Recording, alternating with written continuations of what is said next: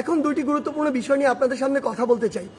একটি বিষয় হচ্ছে যে আমরা দেখছি গতকালকে থেকে বাংলাদেশের বিভিন্ন জায়গায় ঢাকা শহর থেকে শুরু করে বিভিন্ন অপ্রত্যাশিত ঘটনা ঘটছে, সহিংসতার ঘটনা আমরা শুনতে পাচ্ছি।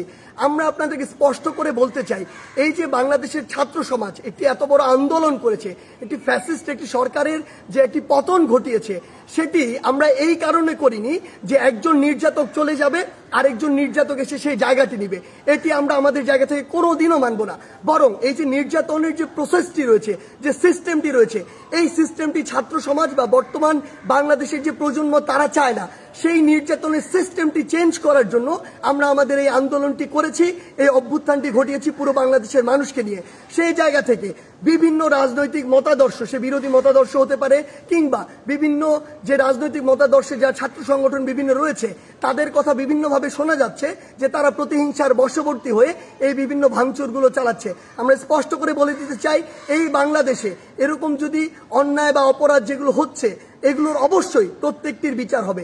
সেই জায়গা থেকে আমরা স্পষ্ট করি, আমরা কখনো আমাদের জায়গা থেকে এমন সহিংসতাগুলো সমর্থন করি না। একটি দল 15-16 বছর ধরে বাংলাদেশে এই একটি রেজিম চালিয়েছে, একটি যে স্বৈরাচারী ব্যবস্থা চালিয়েছে, আবার কেউ এসে যদি এটি চালায় তাহলে আসলে পরিবর্তনটা হলো কি, লাভটি হলো কি? আমাদের প্রত্যাশার সাথে এটা কোনোদিন প্রাসঙ্গিক হয়? কখনো হয় না। তাই আমাদেরকে এটা আমাদের কাজের মাধ্যমে প্রকাশ করতে হবে যে আমরা যে বাংলাদেশের স্বপ্ন দেখি সেটি আসলে আমরা সত্যি করতে চাই।